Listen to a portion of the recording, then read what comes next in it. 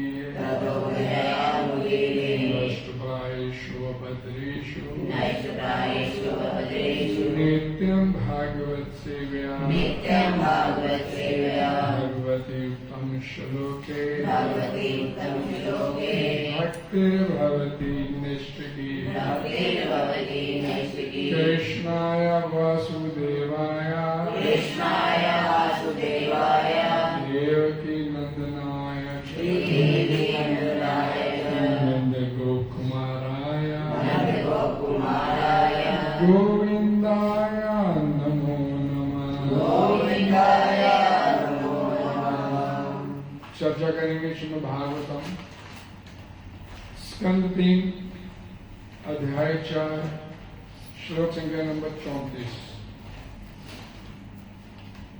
3, 4, 34।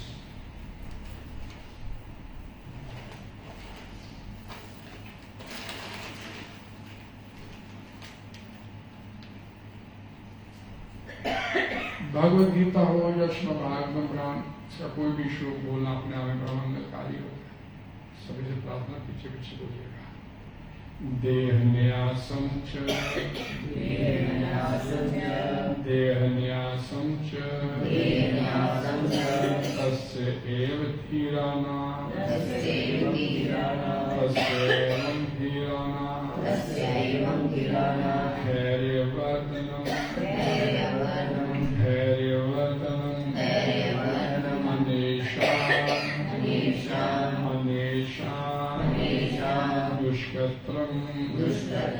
दुष्कर्त्रं पशूनां विकल्व आत्मना तेन न्यासं च तस्यैवं धीराणां धैर्यवर्धनम् अन्येषां दुष्कर्त्रं पशूनां विकल्व आत्मना। शब्दार्थ देह न्यासम शरीर में प्रवेश च भी तस्य उसका एवं भी धीरानाम महर्षियों का धैर्य धीरज वर्धनम बढ़ाते हुए अन्यों के लिए दुष्कर्म निश्चित कर पाना अत्यंत कठिन पशुओं के विकल्प बेचैन आत्मनाम ऐसे मन का भगवान के यशस्वी कर्मों तथा मृत्यु लोक में असाधारण लीलाओं को संपन्न करने के लिए उनके द्वारा धारण किए जाने वाले विविध दिव्य रूपों को समझ पाना उनके भक्तों के अतिरिक्त अन्य किसी के लिए अत्यंत कठिन है और पशुओं के लिए तो वे मानसिक विक्षोभ मात्र है। हरे कृष्णा भगवान के यशस्वी कर्मों तथा मृत्यु लोक में और साधारण लीलाओं को संपन्न करने के लिए उनके द्वारा धारण किए जाने वाले विविध दिव्य रूपों को समझ पाना उनके भक्तों के अतिरिक्त अन्य किसी के लिए अत्यंत कठिन है और पशुओं के लिए तो वे मानसिक विक्षोभ मात्र है। तात्पर्य इस ज्वाइन के लिए जगत गुरु श्री प्रपाजी वाला सरल स्पष्ट है। ध्यान से पढ़िएगा, ध्यान से सुनिएगा। भगवान के दिव्य स्वरूपों तथा लीलाओं का भगवत गीता में जिस रूप में वर्णन हुआ है और भक्तों के लिए उन्हें समझ पाना अत्यंत कठिन कार्य है।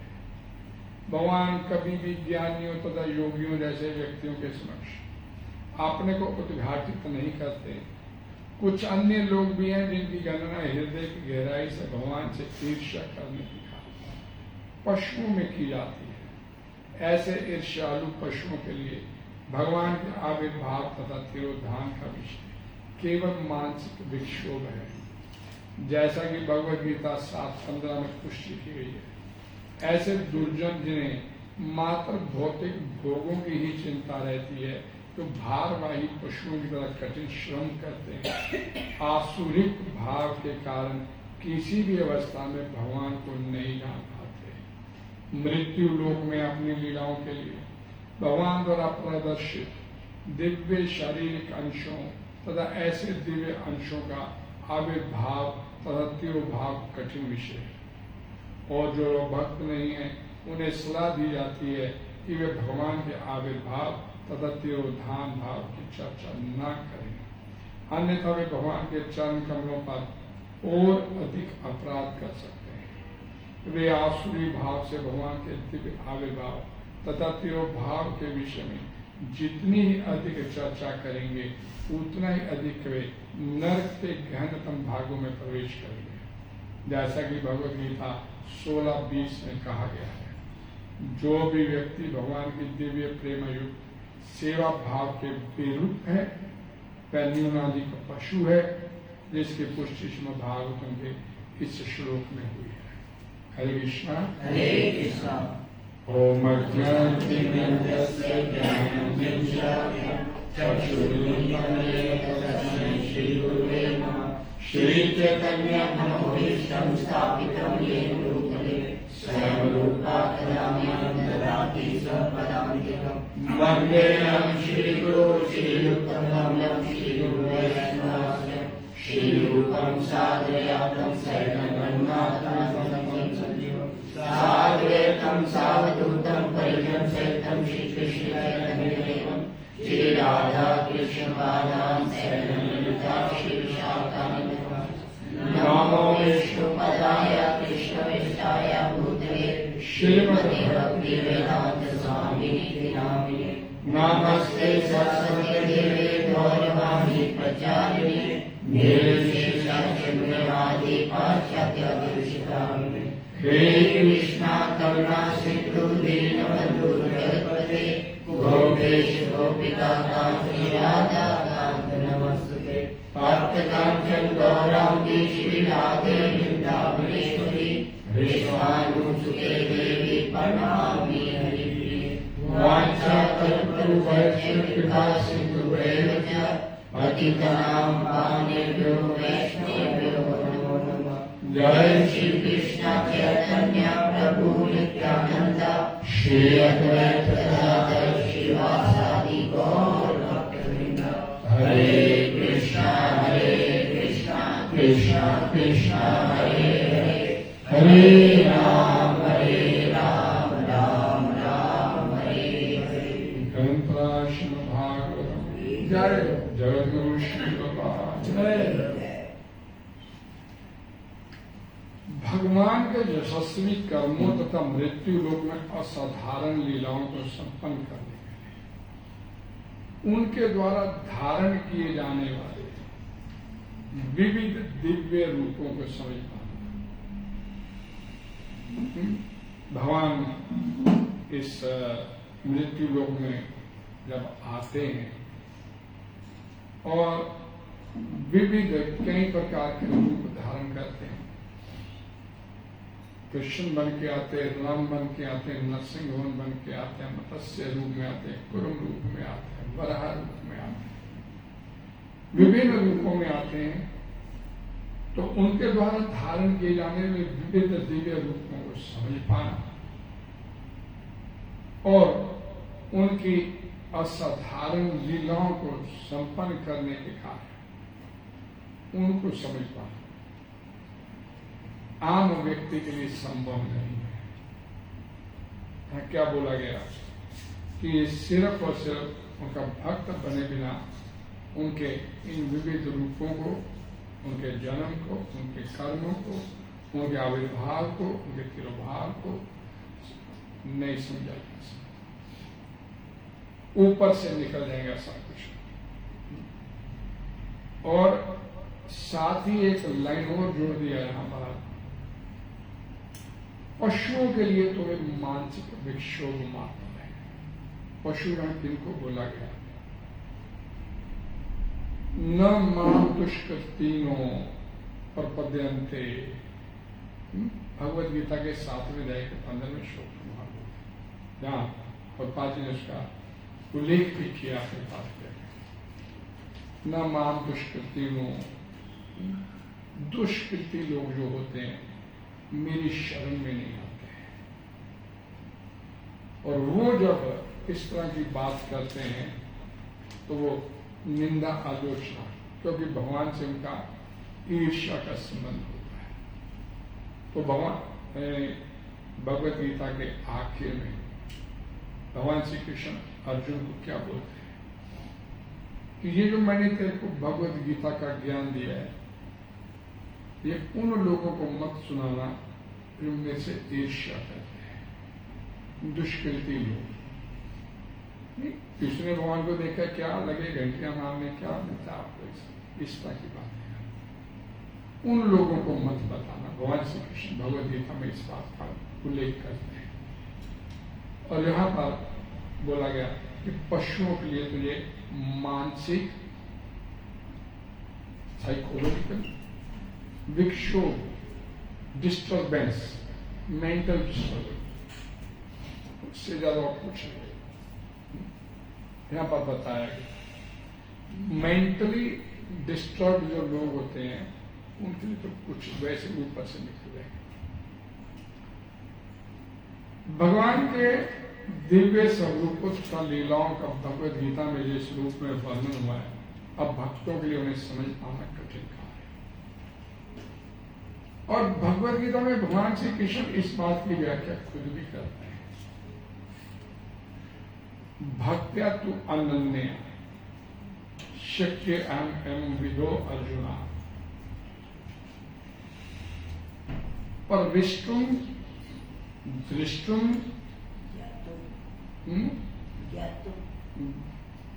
परविष्टुम दृष्टुम च तत्परे परविष्टुम फिर च परंपरा। केवल और केवल भगवान श्री कृष्ण बोलते हैं, केवल और केवल अनन्य भक्ति जो मेरी करता है वो व्यक्ति ज्ञातुम मेरे बारे में पूरी तरह से जान सकता है, दृष्टुम आमने सामने मेरे को देख सकता है, और चर्चन पर विष्णु मेरे को प्राप्त भी कर सकता है। हे अर्जुन, भगवान को देखना, भगवान को समझना और भगवान को प्राप्त करना, ये तीनों कार्य किए जा सकते हैं, लेकिन कब? भक्त्या तु अनन्या, अनन्य भाव से मेरी प्रेम भक्ति में लगाता है। भक्त्या का मतलब होता है प्रेमा भक्ति, सिंपल भक्ति नहीं। भगवान श्री कृष्ण बोलते हैं भजताम प्रीतिपूर्वम, एक शब्द साथ में जोड़कर कि जो मेरे से प्रेम का रिश्ता लेके बैठा है। और प्रेम किससे होता है?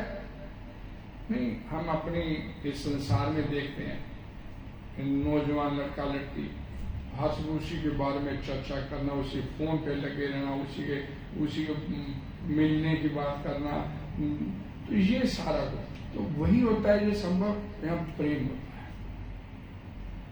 तो वहां होता है जो प्रेम तू इस संसार में लगा के बैठा है, उस प्रेम को तू मेरे में लगा, फिर मैं तेरे आमने सामने, कोई प्रॉब्लम नहीं। संसार के लिए रोते हैं, संसार के लिए सोचते हैं, संसार को देखते हैं, तो अब तक मिला क्या? सिंपली आप सोचिए कि मोदी से मिलना है आपने, प्रेसिडेंट ऑफ इंडिया से मिलना है आपने, प्राइम मिनिस्टर ऑफ इंडिया से मिलना है, बड़ी मेहनत करनी पड़ेगी। और जिसने ये हिंदुस्तान नहीं पूरी सृष्टि खड़ी की, उससे मिलना क्या बिना मेहनत के मिल जाएगा? वो क्या बिना मेहनत के मिल जाएगा? मैं एक बड़ी चर्चा करता हूं हमेशा प्रपात जी की। प्रपात जी पोस्ट ऑफिस गए, अपनी बैक टू कोडेड जो मैगजीन है उसको वितरित करने के लिए, डिस्ट्रीब्यूशन करने के लिए बाई पोस्ट। तो जो डाकखाने का पोस्ट मैनेजर था, मास्टर सीनियर, ये स्वामी जी आप आ जाते हो 15 दिन बाद, हफ्ते बाद आ जाते हो, ये मैगजीन लेके कृष्णा कृष्णा कृष्णा कृष्णा करते रहते, कभी देखा भी है कृष्ण को? तो पापा जी अपने मैगजीन करने में बिजी थे, उन्होंने बोला और दिखा सकते हो कृष्णा को? फिर पूछा स्वाद किया, तो पापा जी ने उसका स्वाद सुना, लेकिन स्वाद को अपने डिस्ट्रीब्यूशन किया, दे दिया, कारखाने में जमा करा दिया अपने मैगजीन सारे उन्होंने। और उस सवाल का जवाब कि दिखा सकते हो भगवान को, ये जहन में लेके उस पोस्ट ऑफिस से बाहर निकले। गोल डाकखाना आप जानते हो कोई, तो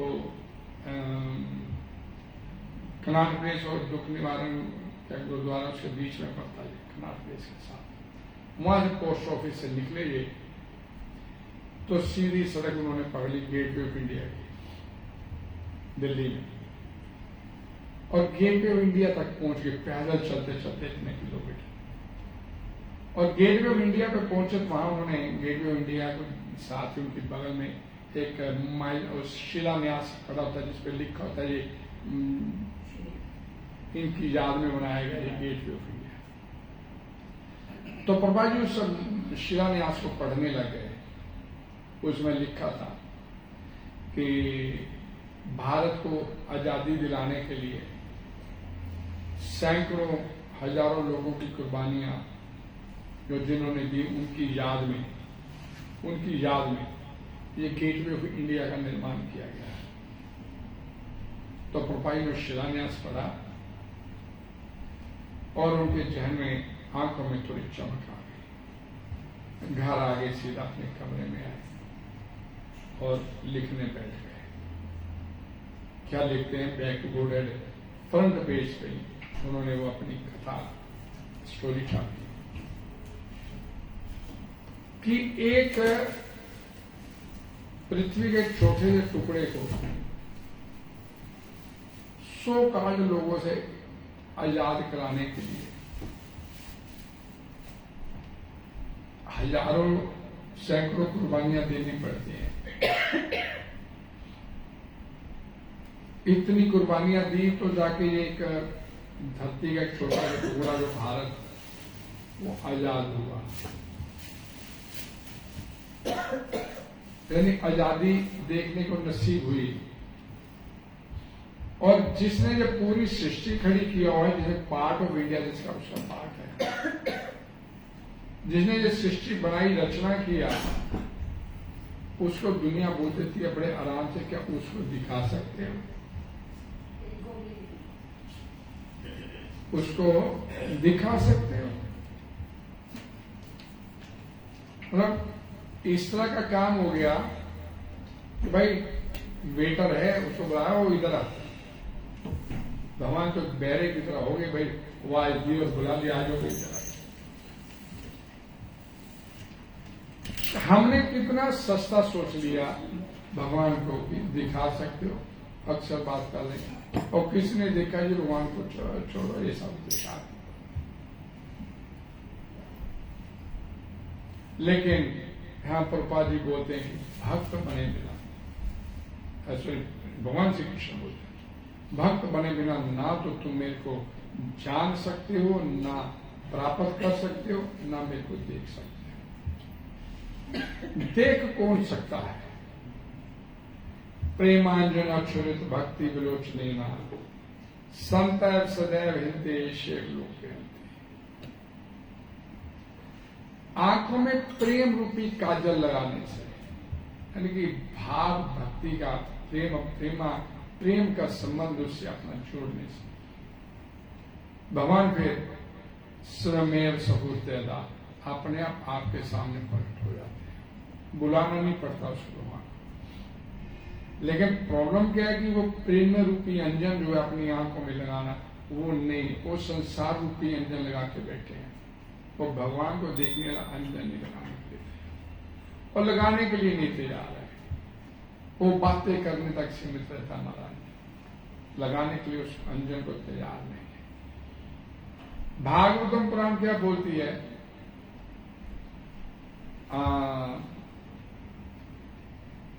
नारद जी कहते हैं भगवान का जैसे मैं नाम लेता हूं और मेरे हृदय पटल पर आकर इस प्रकार विराजमान हो जाते हैं। कैसे विराजमान हो जाते हैं? आहुति एव में जाति चेत शीघ्रम दर्शन जाति चेत। आहुति एव मैंने आवाज दियो, मैं इधर आ जा। अब भक्त है वो, और भगवान तत्काल सामने आ गए। आहुति ही में और शीघ्रम दर्शनम, विदाउट एनी फर्दर डिले, मैं नारायण नारायण गाता हूं तो भगवान तत्काल मेरे हृदय पटल पर आके विराजमान हो गया। भक्त बने बिना आप भगवान को न देख सकते हो, न उसे जान सकते हो, न उसे प्राप्त कर सकते हो। क्या बोला गया यहां भगवद गीता में? हरे कृष्णा। हरे कृष्णा। कोई ये नहीं जान सकता कि वे किस प्रकार चतुर्भुज रूप में माता के गर्भ से उत्पन्न हुए और फिर तुरंत ही 2 भुजा वाले रूप में छोटे बालक बन के सामने आ गए। आविर्भाव, श्लोक का हमारा मीनिंग है कि भगवान जब इस धरा पर आते हैं तो उनके आविर्भाव और तिरोभाव जो लीलाएं उसके बीच में संपन्न करते हैं, उन्हें सिर्फ भक्त बने बिना और आप निर्णय नहीं समझ सकते। ये बातें ना तो वेदों के अध्ययन से समझी जा सकती है, न दार्शनिक चिंतन के द्वारा। अतः यहां पर स्पष्ट कहा गया कि ना तो कोई उन्हें देख सकता है, ना इन बातों का रहस्य ही समझ सकता है। किंतु जो लोग अपने आप को कृष्ण भक्ति में लगा चुके हैं, वैदिक साहित्य के अनुभवी विद्यार्थी हैं, वे अनेक प्रकार से वैदिक ग्रंथों के माध्यम से उन्हें जान सकते हैं। और यदि कोई सचमुच उन्हें जानना चाहता है तो उसे प्रमाणिक गुरु और प्रमाणिक ग्रंथों के माध्यम से ही जानने का प्रयास करना चाहिए। विधि बताई गई प्रभुपाद जी द्वारा। इसके लिए कई प्रकार की कोई जो शास्त्रों में हमारे बताई गई और तपस्याएं करनी आवश्यक। श्रुति स्मृति पुराण आदि पंचरात्रिक विधि बिना नारद सूत्र, नारद पंचरात्रिक भक्ति की विधि, ये कई ग्रंथ है हमारे प्रमाणिक, हमारे शास्त्रों में। वेदों में श्रुति स्मृति पुराण आदि पंचरात्रिक विधि, इनका सहारा नहीं लेंगे, अपने मन से करेंगे, मैं तो भगवान को मैं प्राप्त कर, एकांत की हरेर भक्ति अपने मन से की गई है, उत्पाते कल्पते, वो आपके जीवन में सिवाय वो उत्पात मचाने के और कुछ नहीं करेगी, सिवाय उत्पात मचाने और कुछ नहीं देगा। इसलिए बोला गया श्रुति स्मृति पुराण आदि पंचरात्रिक विधि बिना, विधि बिना एकांत की हरे भक्ति उत्पाते कल्पते, आपके जीवन में उत्पात मचाएगी। आप भटकन में ही लगे रहोगे। किसी ने पूछा के बोले तो वो चलो ऐसे कर लेते, किसी ने कुछ बोले ऐसे कर। शास्त्रों में प्रमाणिक विधि बतलाई गई और प्रमाणिक गुरु के माध्यम से। हरे कृष्णा हरे कृष्णा हरे कृष्णा हरे कृष्णा कृष्णा कृष्णा हरे हरे, हरे राम राम राम हरे हरे।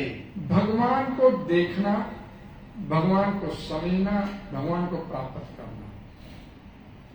यहां प्रभुपाद जी बोलते हैं कि ये भगवान की पूजा करके, उन्हें सम्मान प्रदान करके अपने जीवन में उन्नति करने का एक अवसर मिलता है, जब जीवात्मा शुरू में भगवान की भक्ति करता है। नो शिक्षा जिसे बोलते हैं, नो शिक्षे के लिए भगवान की भक्ति करते हुए मंदिर पूजा अनिवार्य है।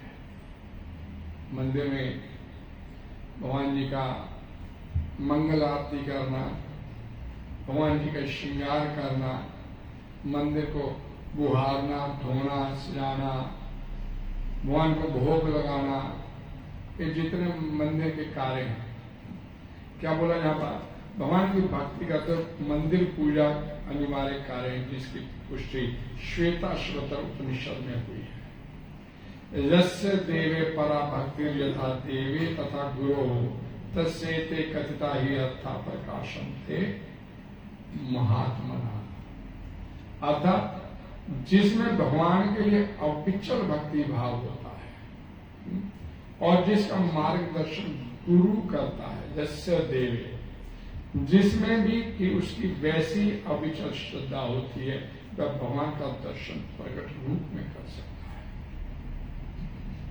श्वेताश्वतर उपनिषद 6:23। मानसिक चिंतन, मेरे मन में है, मैं ऐसे करता हूं भक्ति, मेरे मन में मैं तो अपना हिसाब है, नहीं चलेगा। मानसिक चिंतन द्वारा भगवान श्री कृष्ण को कदापि कोई नहीं समझ सकता। जो व्यक्ति प्रमाणिक गुरु से मार्गदर्शन प्राप्त नहीं करता, उसके लिए भगवान श्री कृष्ण को समझने का शुभारंभ भी कर पाना कठिन है। आपने जो गुरु स्वीकार किया, गुरु का डिसाइपल, टीचर टॉट, डिसाइपल बोलते शिष्य। तो प्रभुपाद जी से बड़ी सुंदर व्याख्या करते हैं, डिसाइपल्स मीन अंडर डिसिप्लिन। जब आप किसी को गुरु स्वीकार करते हो, फिर किंतु परंतु ये शब्द आपके अंदर नहीं चलेंगे, नहीं पॉसिबल, नहीं ये नहीं। प्रभुपाद जी क्या बोलते, गुरु की शरण में जाओ मत। पहली बात, जाओ मत। तभी जाओ जब आपको लगे कि अब मेरे को इस संसार में मेरा मन नहीं करता, जब मन खिन हो जाए इस संसार से, उचाट हो जाए इस संसार से, तो गुरु की शरण। और गुरु की शरण में जाने के बाद किंतु परंतु जैसे शब्द जो चलते हैं, तो उसने जो बोल दिया आपके लिए पत्र पे लकीर है। यहां पर भगवान श्री कृष्ण के चतुर्भुज तथा द्विभुज रूप अर्जुन को भगवद गीता में दिखाए क्षणिक विश्व रूप से सर्वथा भिन्न है। भगवान ने विश्व रूप को भी दिखाया, और भगवान ने चतुर्भुज रूप को भी दिखाया, और भगवान ने द्विभुज रूप भी दिखाया। लेकिन जो विश्व रूप है, ये भगवान का वास्तविक रूप नहीं है। प्रभुपाद जी बोलते हैं ये उन लोगों के लिए चुनौती है जो अपने आप को ईश्वर मानते हैं। प्रभुपाद जी बोलते हैं मैं भी अवतार हूं, मैं भगवान का था, ऐसे बड़े लोग हैं बैठे इस संसार में। तो उनको चैलेंज करने के लिए भी, अगर तुम भगवान हो तो ये विश्व रूप तुम भी दिखाओ जरा, ऐसा। और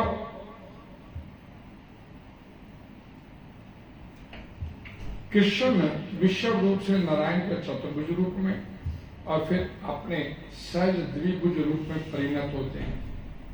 इससे ये सूचित होता है कि वैदिक साहित्य में, वेदों में उल्लेखित चतुर्भुज रूप तथा अन्य रूप भगवान श्री कृष्ण के आदि द्विभुज रूप से ही उद्भूत है। लेकिन भगवान का जो वास्तविक रूप है इस सृष्टिकर्ता का, वो द्विभुजी, श्याम सुंदर, तो एक्चुअल भगवान का रूप है।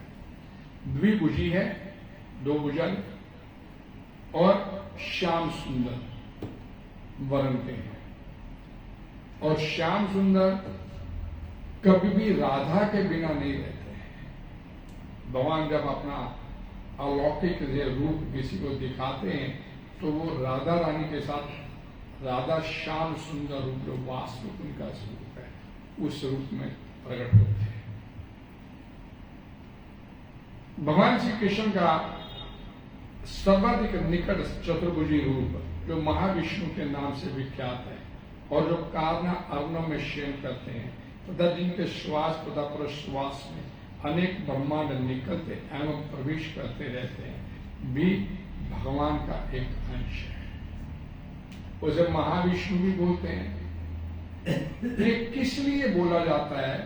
ये हमने पीछे 2-3 दिन पहले कथा थी, शायद काली थी, हरकेश्वर जी कि आविर्भाव और तिरोभाव की चर्चा नहीं की जानी चाहिए।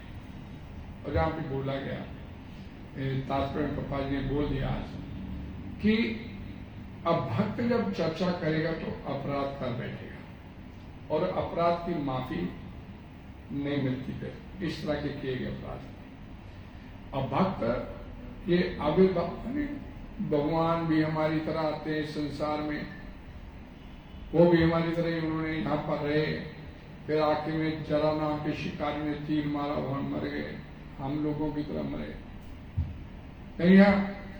ये लिटिल नॉलेज, मालूम नहीं है कि क्या हुआ क्या नहीं हुआ, पढ़ा नहीं, ग्रंथ नहीं पढ़े, शास्त्र नहीं पढ़े, और अपनी तरह से व्याख्या कर दिया तो बोल दिया ये ऐसे होता है। और व्याख्या करने वक्त जो अभक्त लोग होते हैं, कृष्ण करे तो लीला, हम करे तो पाप, कुछ सोचने समझने की भी उनकी वो नहीं होती, बोल देते हैं बाजू बोलना। तो इसलिए बोला गया कि आविर्भाव और तिरोभाव की चर्चा नहीं की जानी चाहिए, अपराध हो जाएंगे। और ये अपराध क्या बोलते हैं वहां कि मैं ऐसे लोगों को जो इस तरह से मेरे प्रति ईर्ष्या का भाव रखते हैं, भगवद गीता के 16वें अध्याय में इस बात का वर्णन आता है। हरे कृष्णा कृष्णा कृष्णा हरे हरे, हरे राम राम राम हरे हरे। इस तरह के शालू जो लोग होते हैं, भगवान श्री कृष्ण बोलते हैं, ऐसे लोगों को आसुरी योनि मिलती है, निकलने की गुंजाइश ही नहीं होती। आसुरी योनि में बारंबार जन्म ग्रहण करते हुए कभी भी मुझ तक नहीं पहुंच पाते, क्योंकि उनकी मंशा नहीं होती भगवान तक पहुंचने, तो भगवान उनको और गर्त में डालते चले जाते हैं। जिनकी मंशा ही नहीं भगवान की तरफ चलने की, तो भगवान से ईर्ष्या करते, भगवान से द्वेष करते हैं। तो भगवान बोलते हैं 16वें अध्याय के 20वें श्लोक में, तपाई ने इसका भी हवाला किया अपने तात्पर्य में, कि ऐसे व्यक्तियों को मैं आसुरी योनि में बारंबार जन्म ग्रहण करते कभी भी मुझ तक नहीं पहुंच पाते। वे धीरे धीरे धीरे अत्यंत अधम गति को प्राप्त होते रहते, निकलने की गुंजाइश नहीं रहती। ऐसी मृत्यु संसार वर्तमानी में चक्कर लगाते हैं। असुरों पर भगवान दया नहीं करते, उनको जन्म जन्मांतर तक उनके समान असुरों के गर्भ में रखा जाता है, और ईश्वर की कृपा प्राप्त न होने से उनका अधा पतन होता चला जाता है, और जिससे अंत में उन्हें कुत्तों, बिल्लियों तथा शुक्रों जैसे शरीर प्राप्त होते हैं। भगवान ऐसी योनियों में डालते रहते हैं, निकलने की गुंजाइश नहीं रहती। वेदों में भी कहा गया है कि ऐसे व्यक्ति अधपतन होने पर कुकर शुक्र ही बनते रहते हैं, और इस प्रसंग में यह तर्क दिया जाता है कि यदि भगवान ऐसे असुर पर कृपालु नहीं है तो उन्हें सर्व कृपालु क्यों कहा जाता है। इस प्रश्न के उत्तर में कहा गया कि भगवान किसी से घृणा नहीं करते हैं। समोहम सर्वभूतेषु न मैं विश्वस्ति न प्रियोसी, मैं किसी से मैं प्रेम नहीं करता, मैं किसी से घृणा नहीं करता, सभी के लिए संभाव रहता हूं। भगवान बोलते भगवद गीता के 9वें अध्याय में। असुरों को निम्नतम अधम योनि में रखना उनकी कृपा की अन्य विशेषता है। कभी कभी भगवान असुरों का वध करते हैं, लेकिन यह वध भी उनके लिए कल्याणकारी होता है, क्योंकि वैदिक साहित्य से पता चलता है जब किसी का वध भगवान द्वारा होता है तो उसको मुक्ति मिल जाती है। इतिहास में ऐसे असुरों के अनेक उदाहरण हैं, तथा रावण, कंस, हिरण्यकशिपु, जिन्हें मारने के लिए भगवान ने विविध अवतार धारण किए। अगर असुरों पर ईश्वर की कृपा तभी होती है जब वे इतने भाग्यशाली हो जाते हैं कि भगवान उनका वध करे, वो लेवल पे आ जाए। असुर बन के तो ज्यादा बढ़िया है, रोज 2 गाली निकाल दो भगवान को, सुबह उठते नहीं, बुरा भला बोल दो भगवान को, जो मन में आते हैं असुर बन गए। लेकिन असुर का वो लेवल भी चाहिए। जो हिरण्यकशिपु ने तपस्या किया, जो रावण ने तपस्या किया, वो लेवल चाहिए उसका। तो ये साधारण बात नहीं है उस लेवल पे पहुंचना। अब उसी लेवल पे अगर भगवान को बड़े याद रखना, भगवान को गाली देते रहते, याद तो रखते ही ना भगवान को, तो वो क्या बोले, उसका जवाब दिया जाता हमारे शास्त्र देते कि नो डाउट भगवान को याद करते हैं, गाली देते, रोज उठ के गाली देनी शुरू कर दिया। तो जो गर्मियों में मई जून में गंगा स्नान का आता है और दिसंबर और जनवरी में गंगा स्नान का मजा नहीं आता है। ये मनुष्य तन आपको मिला है, हर व्यक्ति की ये ख्वाहिश होती है कि जीवन आनंद में हो जाए, क्योंकि आनंद की तलाश क्यों की जाती है? इस संसार में हर व्यक्ति आनंद की तलाश करता है। किस लिए करता है? क्योंकि ये उसी सच्चिदानंद का ही अंश है। इसके क्या बोलते हैं कि नस नस में आनंद की ख्वाहिश रहती है, तो उसी सच्चिदानंद का अंश है। तो ये भगवतीय गुण है आनंद लेना। भगवान आनंद में रहते हैं तो जीवात्मा उसी का अंश है। तो ये भी इस संसार में भी भले आगे गिर गया लेकिन आनंद की तलाश में रहता है। सच्चिदानंद सत्य, सत्य मीन इटर्नल, अविनाशी, इसका जन्म मृत्यु नहीं होता। हम भी मरना नहीं चाहते, ये भी भगवतीय गुण है। हम भी उसी भगवान के अंश है, तो हमारे अंदर भी हम भी मरना नहीं चाहते। लेकिन चूंकि भगवान से विद्रोह करके आए हैं, इस संसार में बैठे हैं, तो ये देह धारण कर लिया, तो ये देह का जन्मना मरना होता है। तो इस देह के चंगुल से छूटना, बैक टू गॉड है, अपने घर वापस जाना। लेकिन ये आनंद जो सच्चिदानंद का जो हम ये क्वालिटी या भगवान की, भगवान के गुण है, ये गुण तीनों हमारे अंदर भी है। लेकिन इन तीनों गुणों को अर्जित करने की माया की वजह से हमें मालूम नहीं तीन गुण अर्जित कहां से होंगे। हमारी स्थिति ये है कि हम हलवाई की दुकान पे गए और उससे जाके बोलते हैं, भाई ये सैरिडॉन का पत्ता दे दे, कॉम्बिफ्लेम दे दे। या हलवाई की दुकान पे जाके पूछेंगे, यानी ये दे दे, दवाई दे दे, और दवाई की दुकान बोलेंगे 2 किलो लड्डू तोड़ दे। हमें मालूम नहीं कि हमें ये मिल कहां से सकता है। और प्रॉब्लम ये है कि माया का इतना प्रबल प्रभाव है हमारे ऊपर कि हम इस तथ्य को जानने का प्रयास नहीं करना चाहते।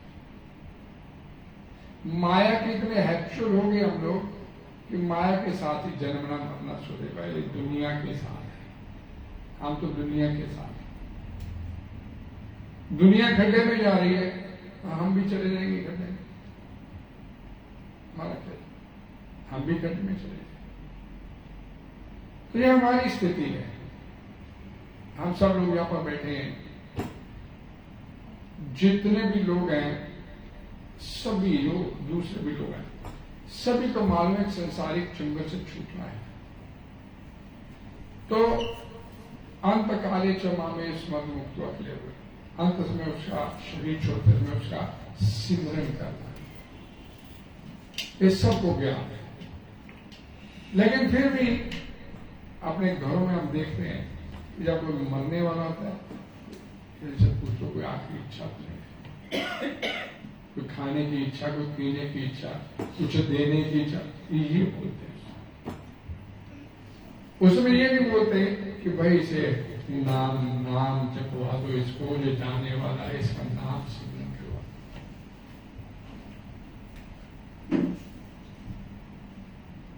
क्योंकि न हमने करना, न मरने वाला जा रहा है उसको करवाने देना। ये कैसे पार चला जाए? हमें तो इसके साथ ही हैं, ये कैसे पार हो जाए? उसे भी नाम नहीं जुड़वाएंगे।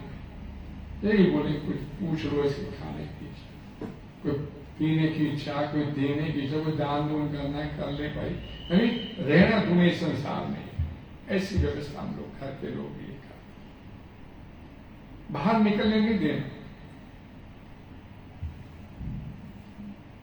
हरे कृष्णा कृष्णा कृष्णा कृष्णा हरे हरे, हरे राम राम राम हरे हरे। भगवान कभी भी ज्ञानियों तथा योगियों जैसे व्यक्तियों के समक्ष अपने को उद्घाटित नहीं करते। अहम प्रकाशा सर्वस्य, योग माया समाधि। मैंने कल भी बताया था कथा में कि भगवान अपने आप को भक्तों के अलावा किसी के सामने अपने को प्रकट ही नहीं होने देते। अपनी योग माया से अपने आप को ढक लेते हैं।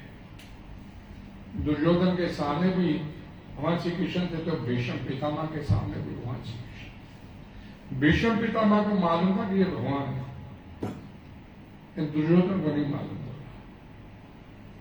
दोनों ही सामने, लेकिन एक भक्त है पर एक अभक्त है। अभक्त नहीं समझ पा रहा ये सामने सृष्टिकर्ता खड़ा है। ये भक्त जानता है कि सामने कौन खड़ा है। भक्त जानता है। कुछ अन्य लोग भी हैं जिनकी गणना हृदय की गहराई से भगवान से ईर्ष्या करने के कारण पशुओं में की जाती है। ऐसे श्रालु पशुओं के लिए भगवान के आविर्भाव तथा तिरोधान का विषय केवल मानसिक विक्षोभ है, जैसा कि भगवद गीता 7:15 में पुष्टि की गई है। न माम दुष्कृतिनो प्रपद्यन्ते मूढ़ा नराधमा, 4 कैटेगरी। ऐसे दुर्जन जिन्हें मात्र भौतिक भोगों की ही चिंता रहती है, जो भारवाही पशु की तरह कठिन श्रम करते हैं, आसुरिक भाव के कारण किसी भी अवस्था में भगवान को नहीं थाम पाते। हमारे और भगवान के बीच में, प्राप्ति के बीच में रुकावट क्या है? माया। और माया जो है ये पर्दा है, ये पर्दा हटाएंगे तो सब पीछे न होंगे। बादल है, बादल के आगे पीछे सूरज छिप गया, सूरज तो नहीं है, सूरज है लेकिन हमें नहीं दिख रहा। उसी तरह ये बादल पर्दा है हमारी आंखों के आगे माया का, ये हटेगा तो भगवान आपको दिखेंगे। लेकिन ये पर्दा हम हटाना नहीं चाहते हैं। मैंने तो बोला ना कि सबको मालूम है अंत समय उसका सिमरन करना, निकलेगा, व्यक्ति निकल जाएगा, तो उसके लिए कौन प्रयास करता है? कोई नहीं करता। भाई निकलने का प्रयास करना तो भाई संसार से तो फिर अपना हटाना पड़ेगा ध्यान। लेकिन हमें तो गली पड़ोस की भी चिंता रहती, पता चले पड़ोस में क्या हो रहा है, उधर सामने क्या हो रहा है, पीछे क्या हो रहा है, नहीं? तो घर में जी ये है, वो है, समस्या है, इसी में सारा दिन सारा जीवन निकल जाता है। यानी कि हमें अपना हित मालूम नहीं है कि हित किसमें है। आंख बंद होगी, अगला शरीर मिल जाएगा, तो वो अगला शरीर आपको मिलेगा, वो अपने इस धाम में लेना है भगवान के, या इसी संसार में सड़ने मरने के लिए लेना है। इसके लिए आप पूरी तरह स्वतंत्र हैं, इसमें भगवान कोई दखल अंदाजी नहीं देते हैं। पूरी तरह आपकी विल है, आपकी विल, आपकी इच्छा पर है कि निकलना है इस संसार से या नहीं निकलना है। 1% के लिए भी भगवान की कोई दखल अंदाजी नहीं है इसमें। Choice is yours. अब निकलना चाहते हो कि नहीं निकलना चाहते? निकलना चाहते हो तो जो भक्त बनने का प्रयास करो, और भक्त बनने के लिए तस्मात् सर्वेषु कार्येषु माम, हर वक्त उसका फिर चिंतन करो, संसार का चिंतन नहीं, संसार का चिंतन नहीं। बच्चे की नौकरी लगी, बच्चे की शादी नहीं हुई है, पोता नहीं हुआ है, पोती नहीं हुई है, ये नहीं चलेगा। फिर तो इसके लिए तो कुकर सुकर का अगला जन्म आपके लिए तैयार है। अगर ये भाव का तो शरीर छूटेगा। पोते का मुंह नहीं देखा, ये भाव करते करते शरीर छूट गया तो लग गई फिर कुकर सुकर के जन्म, शास्त्र बोलते। तो हमें अपना हित मालूम नहीं कि हमारा हित है वास्तव में किसमें। मृत्यु लोक में अपनी लीलाओं के लिए भगवान द्वारा प्रदर्शित दिव्य शारीरिक अंशों तथा ऐसे दिव्य अंशों का आविर्भाव तथा तिरुभाव कठिन विषय है, इसमें नहीं पड़ो। भगवान कैसे आते हैं, सिंपली गुणगान करो उसमें। हमें पंडित विद्वान बनने की जरूरत नहीं है, हमें पंडित विद्वान नहीं बनना है।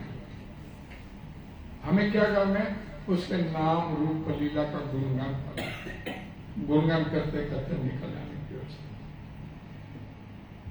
नाम सिमरन के बिना, नाम कीर्तन के बिना इस दुनिया से कोई निकल जाए, वापस अपने घर चला जाए, बैक टू गॉड एंड भगवान के धाम चला जाए, नेक्स्ट टू इम्पॉसिबल है। नाम से प्रेम नहीं हुआ तो जो मर्जी कर लीजिए, इस संसार में इस पर बंधे हैं। और नाम से प्रेम हो गया, उसका मापदंड क्या है, इस संसार में आपका रुचि खत्म हो गया। नहीं चाहिए संसार को, अड़ोस पड़ोस ये वो कुछ नहीं हमें चाहिए, रुचि खत्म हो जाना चाहिए फिर। ये मापदंड है आपका भक्ति का, कि आपके जहन में सिर्फ सोच हो तो सिर्फ और सिर्फ भगवान की सोच हो, और किसी की। जो लोग भक्त नहीं, उन्हें सलाह दी जाती है कि वे भगवान के आविर्भाव तथा तिरोधान भाव की चर्चा ना करें, अन्यथा वे भगवान के चरण कमलों का और अधिक अपराध कर सकते हैं। वे आसुरी भाव से भगवान के दिव्य आविर्भाव और तिरोभाव के विषय में जितनी अधिक चर्चा करेंगे, उतने अधिक वे नरक के गहनतम भागों में प्रवेश करेंगे। अभी मैंने आपको लिखा 16-20 कहा गया है, जो भी व्यक्ति भगवान की दिव्य प्रेमायुक्त सेवा भाव के विरुद्ध है, तो नई सेवा करना चाहता, भगवान के खिलाफ है, वह न्यूनाधिक पशु है। और जिसकी पुष्टि श्रीमद् भागवतम के इस श्लोक में हुई है। हरे कृष्णा। हरे कृष्णा। कोई डिस्कशन? जी। जैसे कुछ टारगेट होता है बंदे को कि चीज चाहिए, मान लो पैसे का कि मुझे 1 लाख ऐसा काम करने से मिलेगा, तो और उसको मेहनत करेगा तो मिल भी जाएंगे। ऐसे भगवान जी हैं कि ऐसा करने से भगवान जी मिलेंगे। तो एक तो उसका प्रूफ जैसे बोला कि प्रभुपाद जी से पूछा था, तो वो कैसे है प्रूफ? मतलब पास्ट एक्सपीरियंस, किसी ने मेहनत करी तो उसको भगवान जी मिल गए। ध्रुव महाराज, प्रहलाद महाराज, सैकड़ों हजारों, अभी ये प्रभु जी बोल रहे हैं टारगेट सेट करना। ये वास्तव में जब तक आप लोग अपने जीवन का टारगेट सेट नहीं करते, टारगेट सेट नहीं करते, तब तक आप उसे अचीव ही नहीं कर सकते। सेट नहीं किया तो अचीव कैसे? सेट नहीं किया तो उसे अचीव कैसे करें?